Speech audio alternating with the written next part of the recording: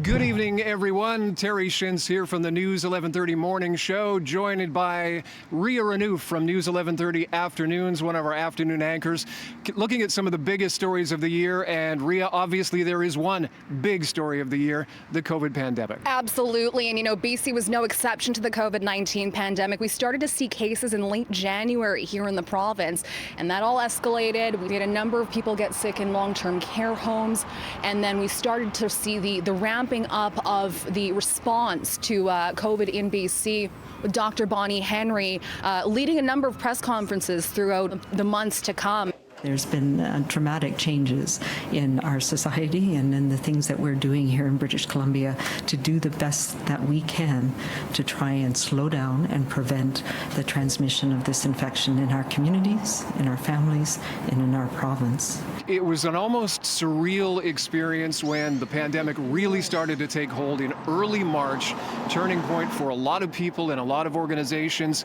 Out of nowhere, the NBA decided it was shutting down the season. The season was suspended until further notice. For many big corporations, companies, even governments, that seemed to be a turning point when a multi-billion-dollar corporation like the NBA decided it could not play. The NHL would follow mere days later, and then a very surreal experience around the world started to unfold, followed quickly by lockdowns in the United States and parts of Europe, and you got a sense that this was something real and it was something very dangerous.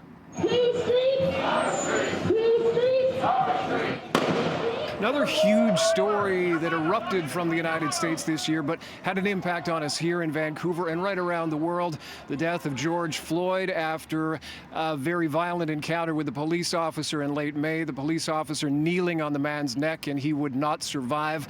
Black Lives Matter, a movement that had been around for a few years at least, Rhea, became an international movement. That's right. You may remember the George Zimmerman case, 5, 6, 7 years ago, and all of a sudden there was this renewed movement to make sure that people knew that Black Lives Matter. And from Minneapolis all the way to Metro Vancouver, people took to the streets in June, just a few weeks after George Floyd had died. They'd taken to the streets for the Juneteenth march, and it was probably one of the largest rallies, thousands upon thousands of people in Vancouver, Terry, saying, we need change and we need it now.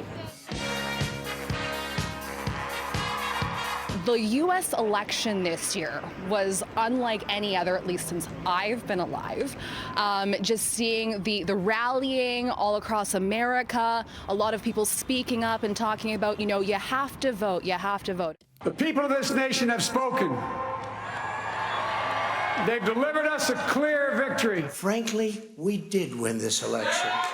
Love him or hate him, we've never seen a character like Donald Trump before. It was a bitter election. We heard things in that first debate where Donald Trump was allowed to go off on Joe Biden repeatedly, allowed to speak his mind, and a lot of people came away from that first debate greatly troubled by what they've heard. Now that the matter has been decided by the Electoral College, a very late in the year development, Donald Trump continued to fight that until the bitter end. It was only very late in the year where top Republicans like Mitch McConnell and others did finally admit that Joe Biden would be the next American president. Well, let us know what you think the big news stories of this year are. 2020 was definitely a different kind of beast. So on behalf of Terry Schintz and myself, Rhea Renouf, tweet us at News 1130 at City News Van. Let us know what you think. Here's to hopefully a exciting but less crazy 2021.